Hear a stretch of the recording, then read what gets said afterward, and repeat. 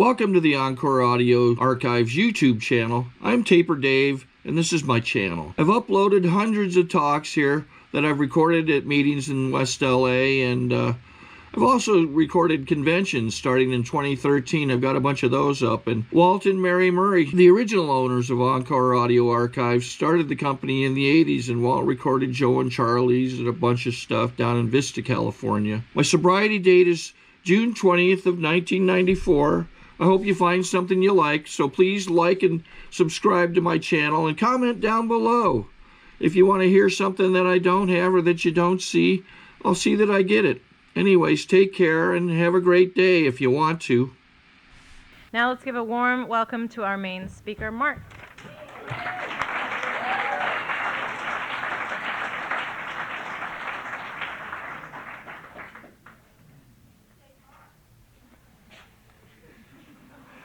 Oh, yeah. Evening, everybody. My name's Mark Houston. I'm an alcoholic. And my home group is a Cornerstone group in Dallas, Texas. And on the morning of October 19th of 1982, the power of God separated me from alcohol for the last time. And it is the power of God that has kept me separated from alcohol since then, in spite of myself. I'm a real alcoholic, like the big book talks about on page 21. It's good to be here with you tonight. I've been on vacation for a week out in California. Some of my pals in Texas think I choose a strange place to go, but several years ago, a good friend of mine moved out here, and so I've established some good friendships and relationships. And I sponsor Veronica, and I want you all to know something. None of us ever want her to drink again. And we all want her to have conscious contact with God at all times. It's a funny thing about sponsorship. I seem to sponsor two kinds of people. And I think you'll wind up sponsoring kind of where the program meets you. I sponsor chronic relapsers, which I like to call best of the best. They really know a lot. As my pal Mick would say, their four favorite words are I know and yes but. How many days sober? Oh, 2 weeks. It's just... And I also then get a chance to sponsor people long time sober dying of untreated alcoholism. And I'm going to talk about that in my story tonight. I want to tell you a story. I'm not a big joke guy, but I want to tell you a story that describes my mind and every alcoholic I've ever met, because the big book says that you and I's main problem centers in the mind rather than in the body. And the story is, I got a pal that lives over in Midland, Texas, and he likes to hunt ducks, and one day a dog showed up. He likes animals, so he took the dog out duck hunting with him, and he shoots a duck, and to his amazement, that dog walked across the water to retrieve that duck, and he just looked, and that happened 2 more times, and he was flabbergasted. He was in recovery, so he thinks he's having some mystical experience, and so he goes back home, and he lives next door to an alcoholic like me and you. And 2 days later, he decides to go duck hunting, and the drunk asked him if he could go with him. He said, sure. So my pal Dale and the drunk, they go out to the blind, and they start hunting, and the drunk's drinking and doing what we do 24/7. And they shoot about 6 ducks, and every single time that dog walked across this water. And finally, my pal Dale couldn't contain himself, and he turned to the drunk, and he said, do you see anything strange about that dog? And the drunk turns and looks up, and he says, as a matter of fact, I do. He said, the poor thing can't swim.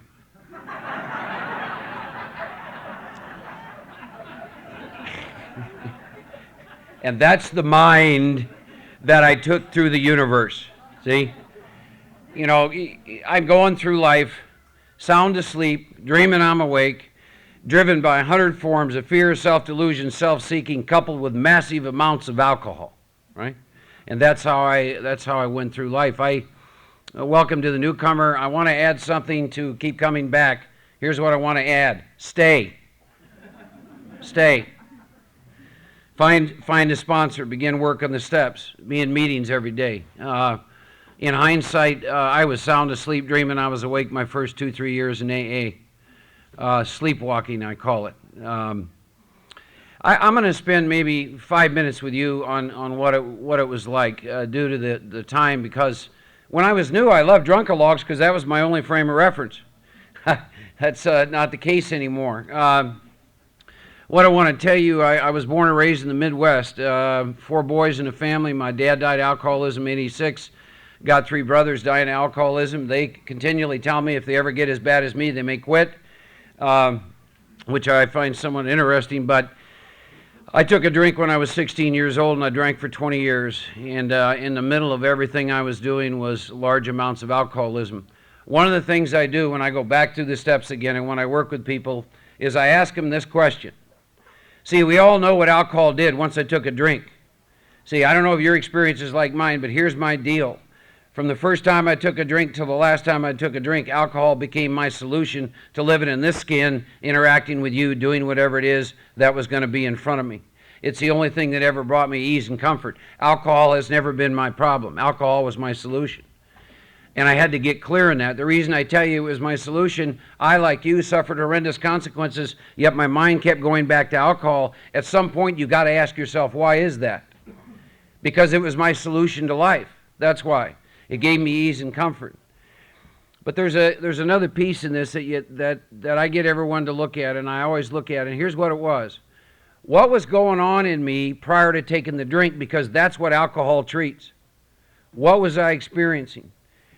And I want to talk about that briefly because I've experienced that prior to Alcoholics Anonymous, and I certainly have experienced it in Alcoholics Anonymous. And here's what I felt the majority of the time. I never felt a part of anything. I felt separate from everybody and everything. And I felt grossly incomplete. And when I drank, those 2 things went away. And when I continually, because I'm a step worker, I go back and I work and rework the steps, and I'll explain to you tonight why I do that. From the first drink to the last drink, the effect produced by alcohol was magical in me. I did not feel separate. A lot of fear dropped away. All kinds of things began to happen. And I drank that way for 20 years. Finished high school, I finished college, I got drafted, sent to Vietnam for about 13 and a half months or so, came back from there.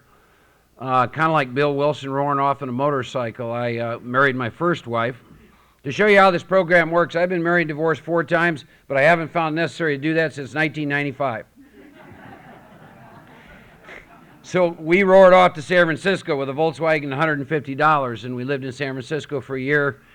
Then I moved up to Eugene, Oregon, and then Portland, Oregon, and then due to alcoholism, I don't know if this alcohol did this to you, but it turned me into everything that I would despise in another human being. I committed adultery. I stole from employers. I mean, the list went on and on. Funny thing about that word adultery, alcoholics, we don't mind having affairs, but heaven forbid we commit adultery, right? And I wound up leaving that marriage, and then I moved to the state of Washington, Seattle. I lived there 2 years. Then I went to Anchorage, Alaska for a year. I was very nomadic in my drinking. The big problem about all those moves is the first guy I met in the bar was me. I used to get resentful when it came time to amends because you read the stories of the first 100.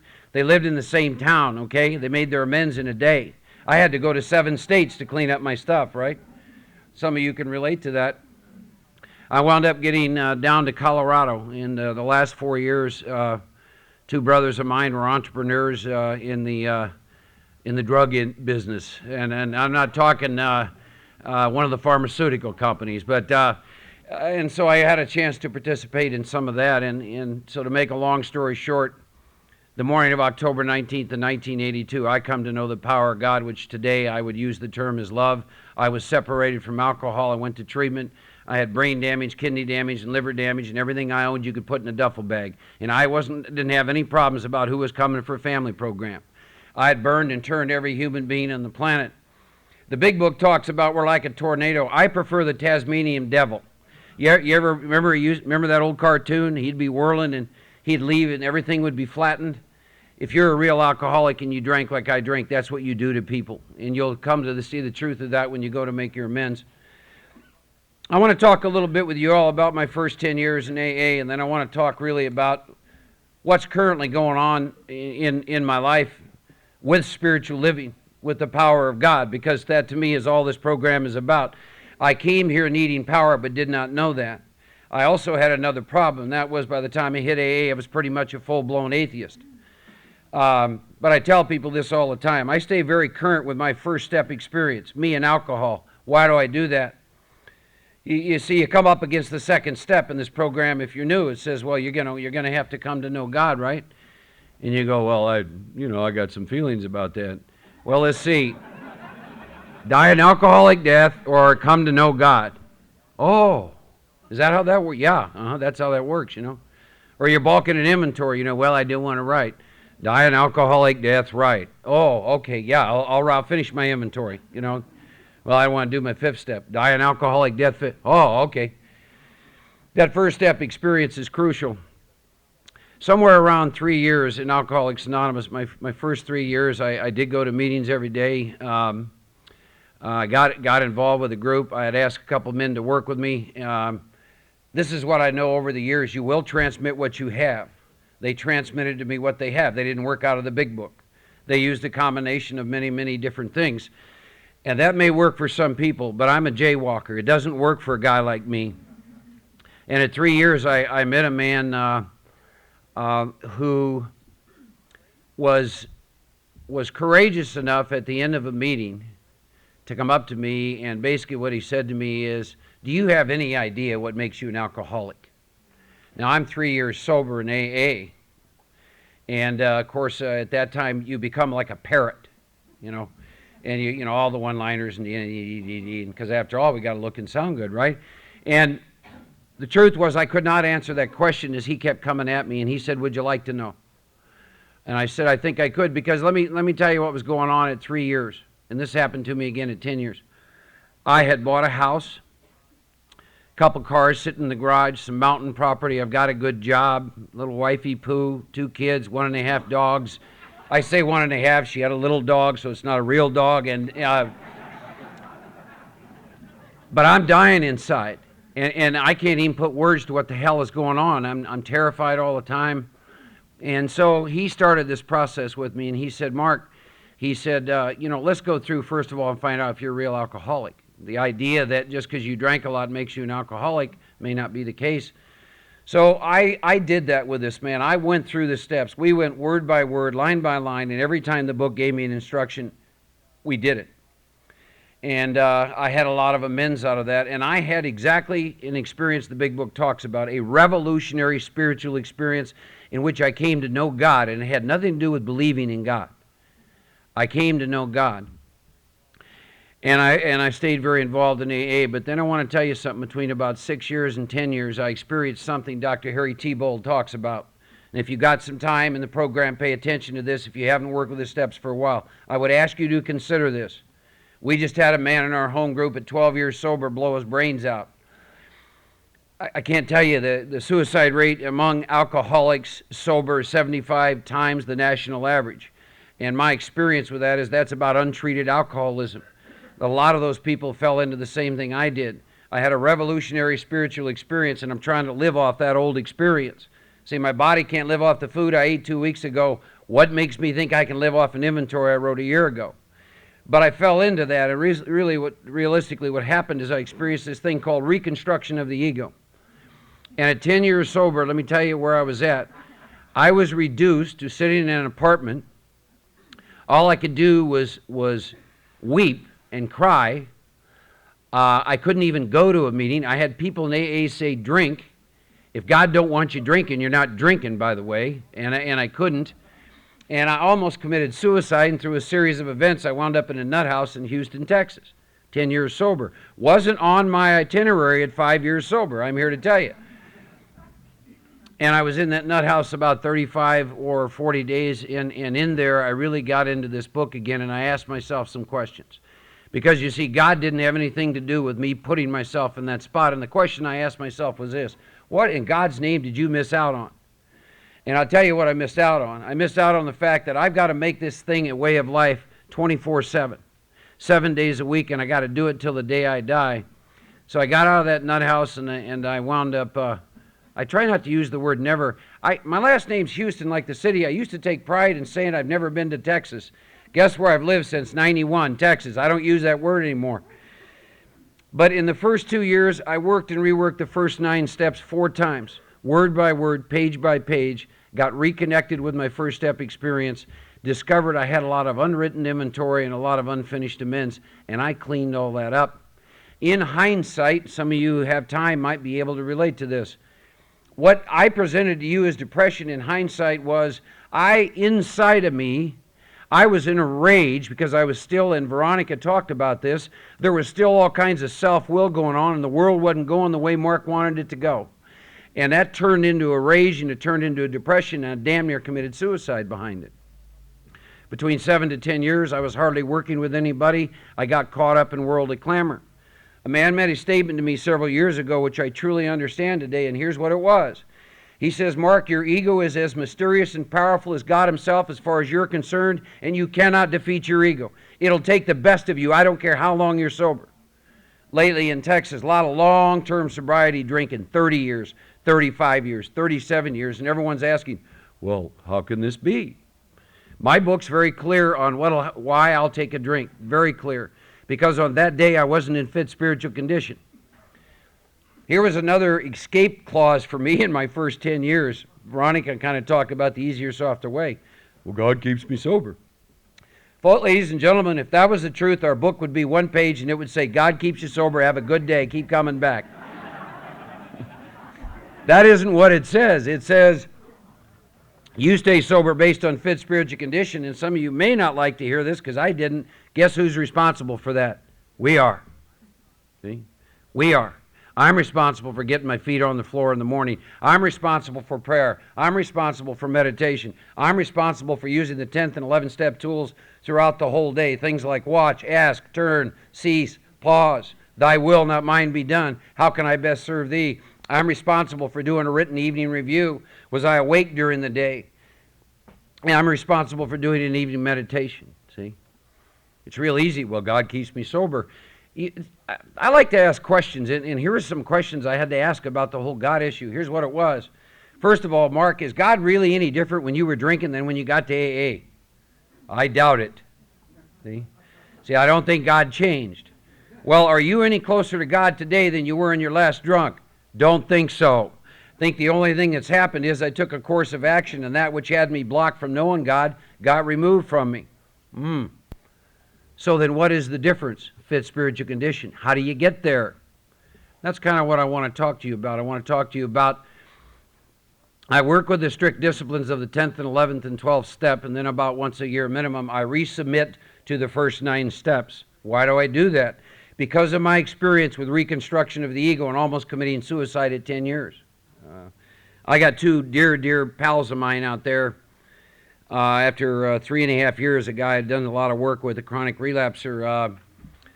One gentleman alluded to his higher power being a woman, and we all have our experiences with that. But this pal of mine has a real problem with that. And to make a long story short, he's now in his 14th or 15th day drinking alcohol and doing crack cocaine, and God knows where he's headed with that.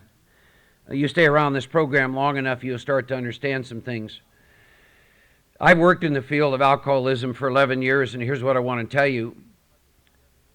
We're dying just as much as we ever did, but now there's a screen of treatment centers and hospitals between us and the disease of alcoholism.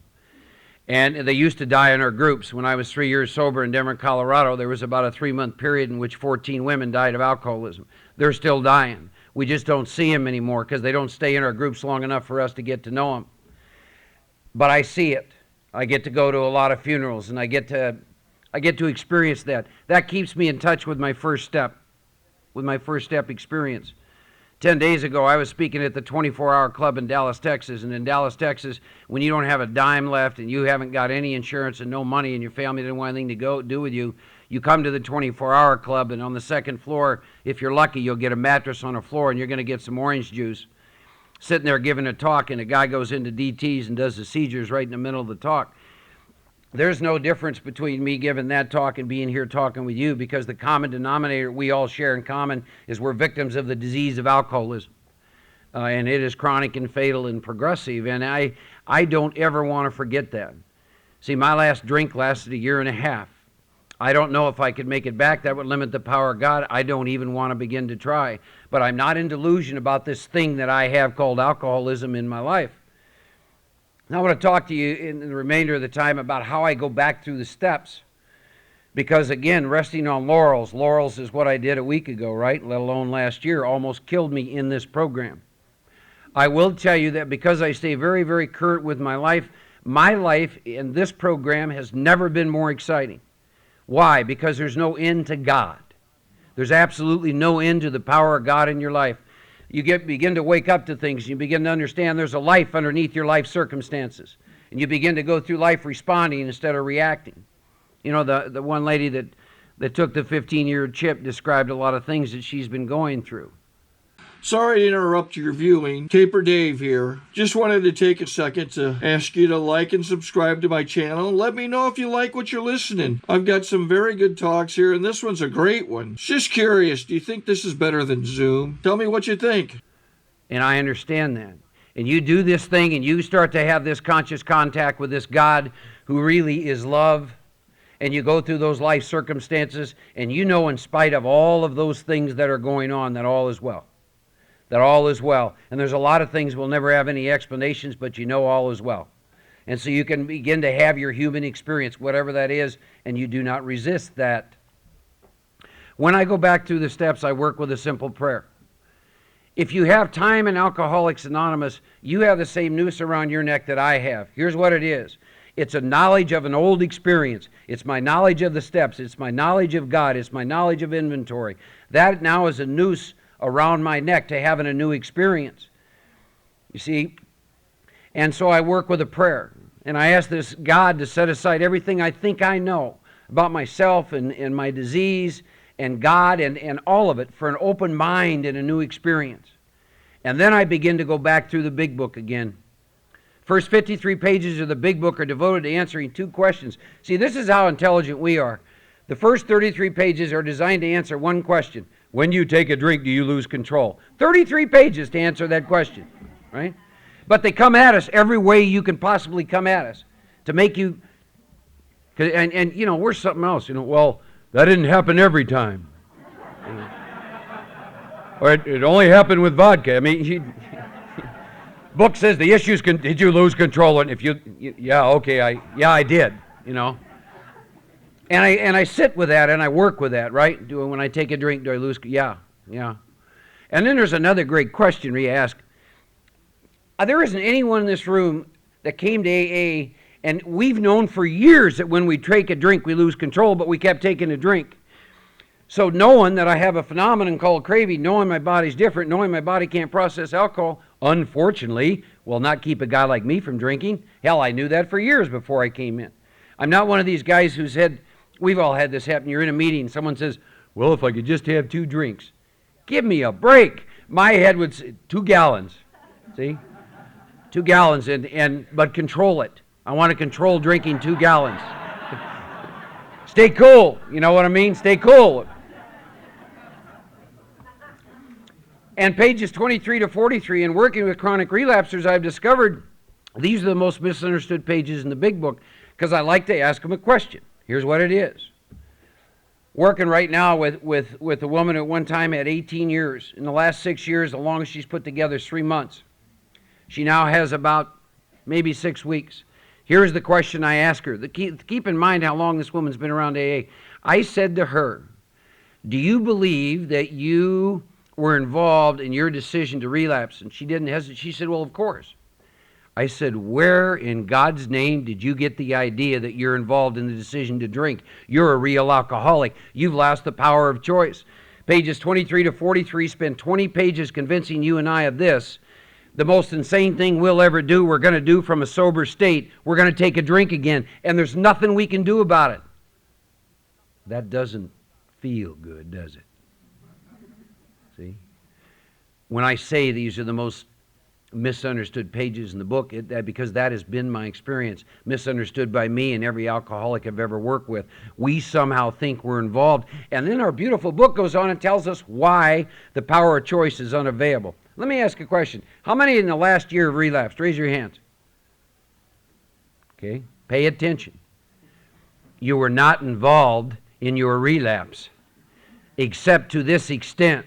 You stop doing the things necessary to stay in fit spiritual condition, period, end of statement. You didn't relapse because of her and him and the job and D, right?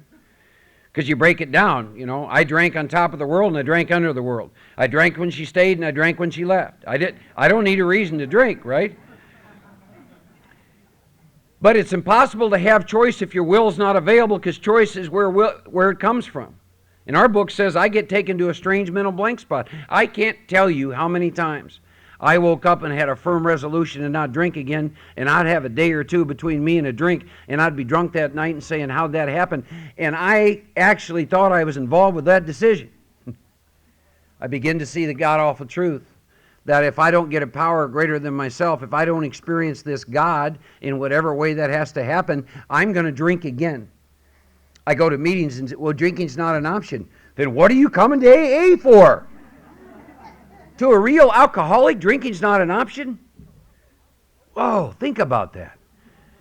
What an insane thing to tell an alcoholic, right? Drinking's no longer an option for a real alcoholic. Really? You know, just look at the show of hands. Of course it's an option. Right? It's an option I don't get to have any say about. I just get taken back there, right? See, I tell people this. I'm Norwegian, right? And I'm a little stubborn, but when I had a first step experience and I saw that I'm going to drink no matter what, you better believe I became a seeker of God, right? You drink enough whiskey like I did, and someone says your only hope is you better come to know God, I'm going to go find God.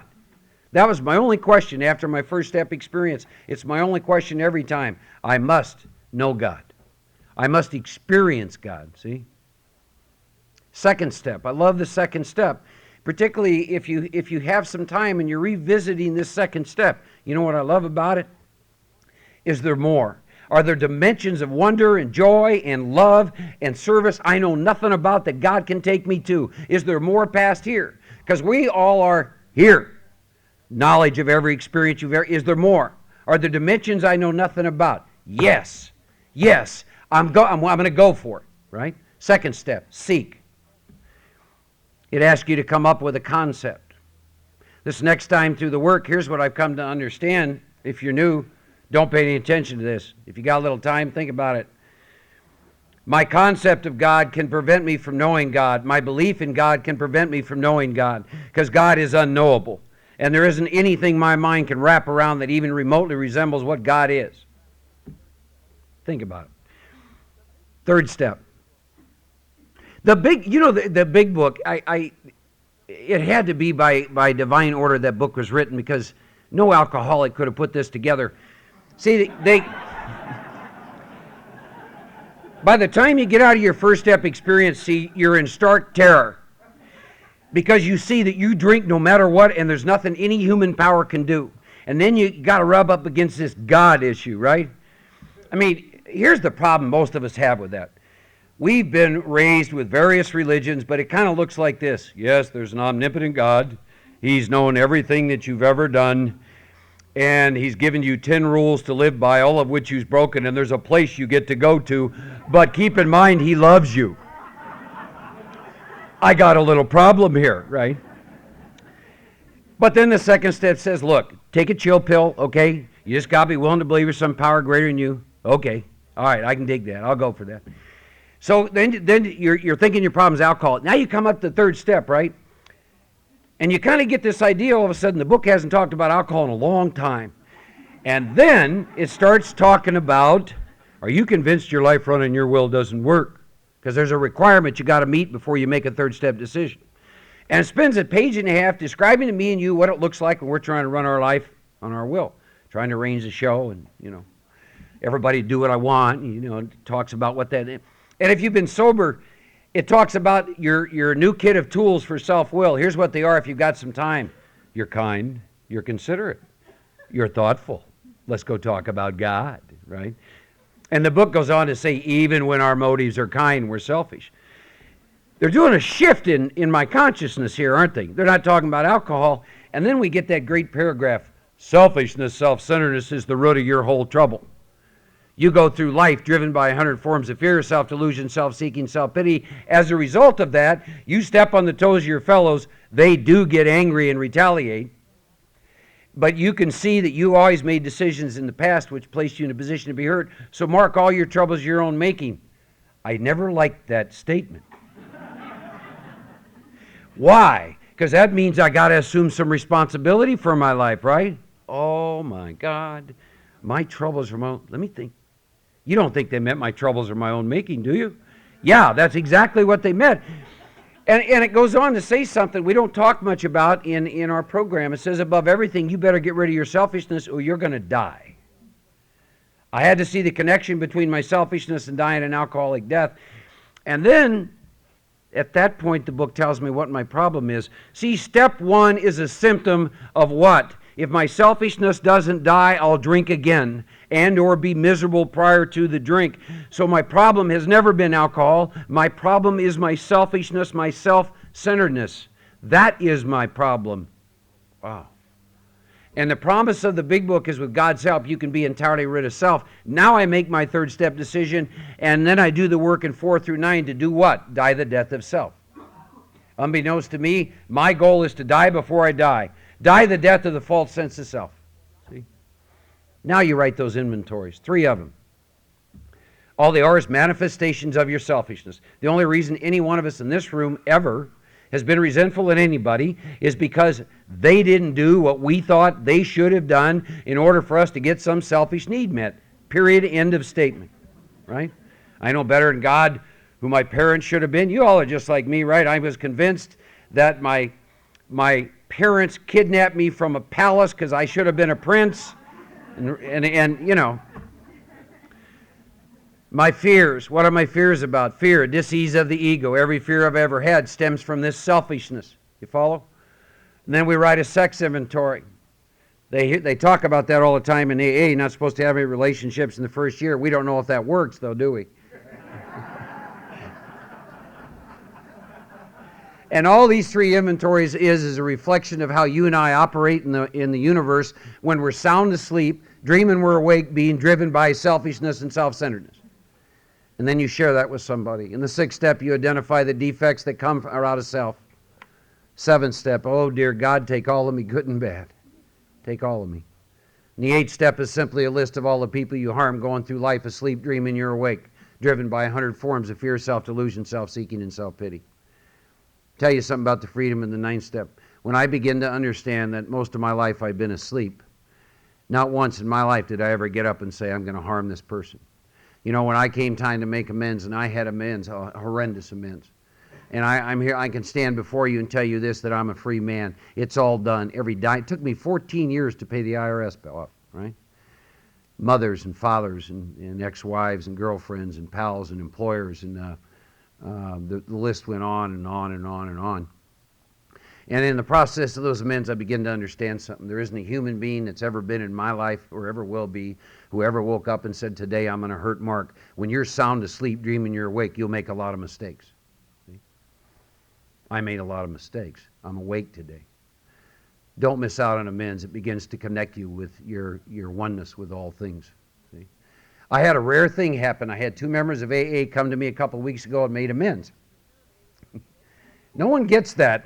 If you're in AA, don't you understand how seldom members of AA ever come to you and make amends, right? Get it? See? And they got done with whatever their deal was. And normally amends made to me since I've been sober is somebody who didn't know me has assassinated my character. You know how it is, right? Because after all, agreement's important. Heaven forbid we sit and listen to someone we don't agree with. See? Some point in time, you die the death of self. Agreement or disagreement no longer makes any difference. It makes none whatsoever. And they got done, and I said to them, I thanked them for making the amends to me, and I said, here's the deal. The part of me that you would hurt as a result of taking the action of the steps in 4 through 9 and working with the disciplines of 10 and 11 is it died. You didn't hurt me, you can't hurt me, and neither can anyone else. See? Wow, what a thing. And those incredible disciplines in the 10th and 11th step. Unbeknownst to me for the longest time, the 10th and 11th step is about being present to the moment. All of those disciplines are about that. I've had a daily meditation life since early in 1992. I can't imagine going through life My current practice, I sit 2 times a day for 24 minutes. All kinds of incredible books have come my way to assist me in learning how to embrace spiritual living. And when I break it all down and I look at the 10th and 11th step in our big book, what I'm seeing over and over again is they're designed to have me present to the moment. Why is that?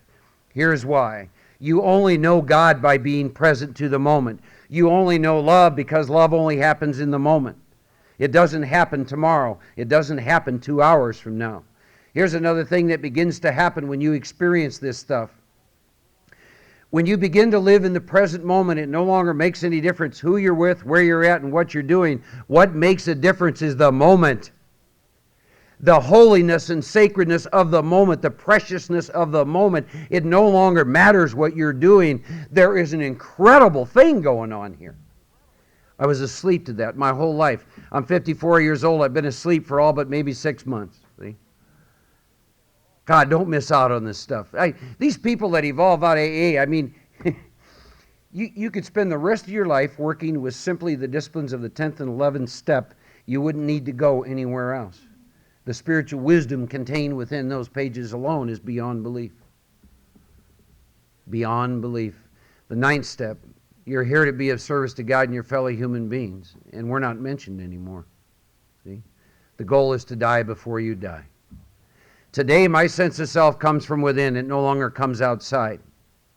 The day that happens to you, you'll become a free man and a free woman you can truly love. There isn't anybody in my life that has to change one iota about anything they do and who they are. You know why? Because there isn't any selfishness in me that requires them to change.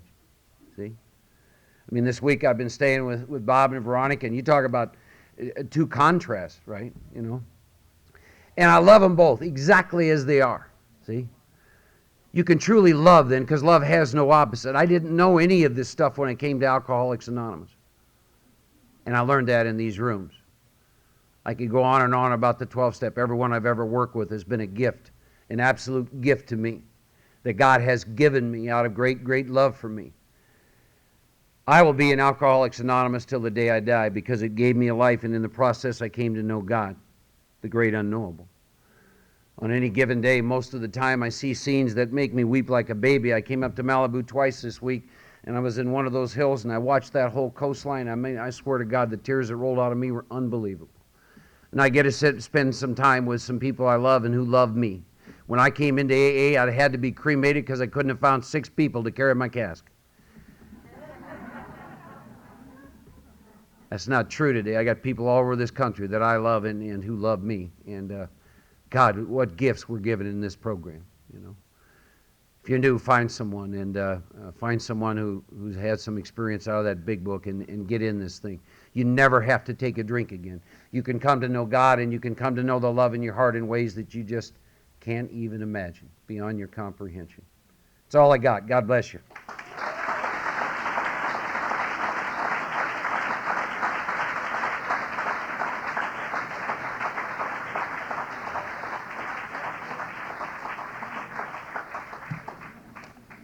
I think we got a great talk going on here. Thanks for watching the channel. Taper Dave here.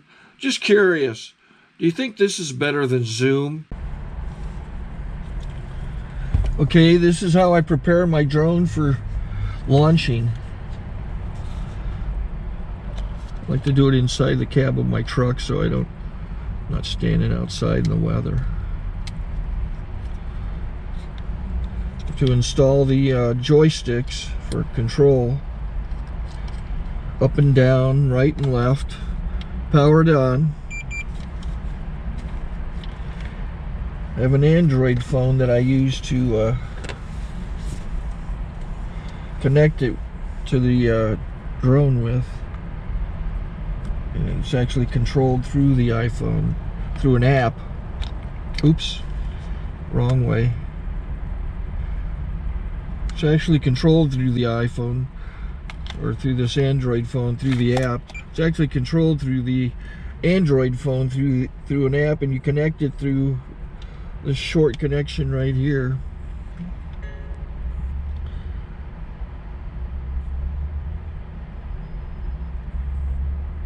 Remote control connected. Remote control's connected. Pull out the drone. I have to extend the legs. Long legs extended first, then the short legs. Remove the gimbal protector. Set that aside, then power it on one short burst and one long burst. I lay it down. So I have to go to calibrate. So the drone's not connected yet. It shows you here as this drone gets disconnected, even though the remote's powered on. So the drone has to establish it's connected. So I go into the app to calibration mode. First I'll calibrate the remote controller. Start calibration. Out, in, oop, out, in, up, down, and then this little wheel is to control the gimbal. So it's calibrated. Go to gimbal calibration, start calibration, and then it calibrates the gimbal. I don't know if that shows up. The gimbal's moving all over the place. Changes, you can see it on the video. And I'm calibrated to take off. It's acquired 7 satellites at the moment. There are 26 satellites up in the sky, which it has to acquire before you can take off. So it's connected. It's got enough satellites. This is white. I can go to press this little arrow button, swipe right to take off, and it would start the motors if I slid this to the right. But I'll wait till I get outside. Don't want to do it inside.